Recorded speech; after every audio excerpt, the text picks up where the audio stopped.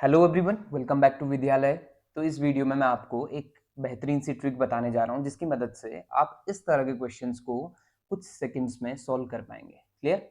तो देखिए, क्वेश्चन क्या है कि how many terms are there in the expansion of 1 + 2x + x square to the power 10। लेकिन इससे पहले आप ये समझ लो कि अगर बाइनोमियल दिया हुआ है या ट्राइनोमियल दिया हुआ है या मल्टीनोमियल दिया हुआ है तो उसके एक्सपेंशन में कितनी टर्म्स होती हैं उसका मैं आपको फॉर्मूला बताने जा रहा हूँ। ठीक है, चलिए सबसे पहले बात करूंगा बाइनोमियल की। ठीक, तो जैसे x plus y to the power n दिया हुआ है और इसमें आपसे पूछता है नंबर ऑफ टर्म्स, तो आप क्या करेंगे? पहले तो यहां देखो कि टर्म्स कितनी है। ओरिजिनल में टर्म्स हैं 2।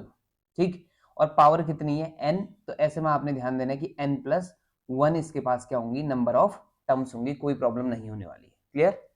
अब अगर मान लो ट्राइनोमियल है, x plus y plus z है और इसकी पावर n है, तो इसमें नंबर ऑफ टर्म्स कितनी होंगी? ठीक, तो ये देखना कि पहले यहां आपका टर्म्स देखो कितनी है, 3 है, और पावर कितनी है, n। तो n में आप n+1 और n+2 करो और ऊपर कितनी टर्म्स आई हैं, 2। आप उसे 2 फैक्टोरियल से डिवाइड कर दो और फैक्टोरियल नोटेशन आपको समझ आता होगा। 2 फैक्टोरियल का मतलब होता है 2 × 1। अब ध्यान से सुनिएगा, अगर बात हो x plus y plus z plus something else यानी t की पावर n मान लो, तो ऐसे में नंबर ऑफ टर्म्स कितनी हो जाएंगी आपके पास? यहाँ जो टर्म्स हैं वो कितनी है, 4 हैं अभी तक।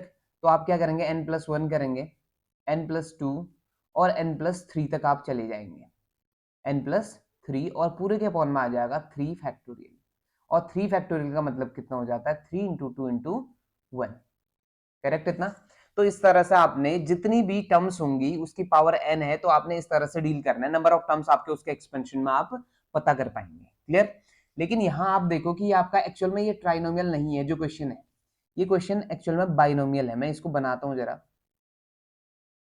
1 plus x 2x plus x square की होल पावर 10 है ना, मैं इसको क्या लिख सकता हूँ, देखो ये अंदर वाली चीज है x प्लस 1 का होल स्क्वायर और इसकी पावर कितनी है, 10।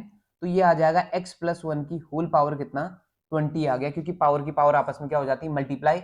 अब आप यहां समझ लो कि ये बाइनोमियल है और बाइनोमियल की जो पावर है कितना है, 20।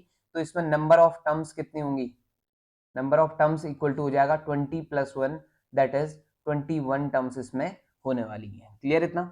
तो एक चीज ये समझना कि ये फॉर्मूला तभी तक एप्लीकेबल होगा जब तक कि आपका इस x और इस y का कोई इंटरफेरेंस नहीं होगा एक दूसरे पर। ठीक है, इस चीज को भी आप समझेंगे कि ऐसा ना हो कि आपका x और y बिल्कुल अलग अलग टर्म्स होनी चाहिए, ऐसे ही आपका x y z अलग अलग टर्म्स होनी चाहिए, x plus y plus z और t अलग अलग टर्म्स होने चाहिए। क्लियर इतना?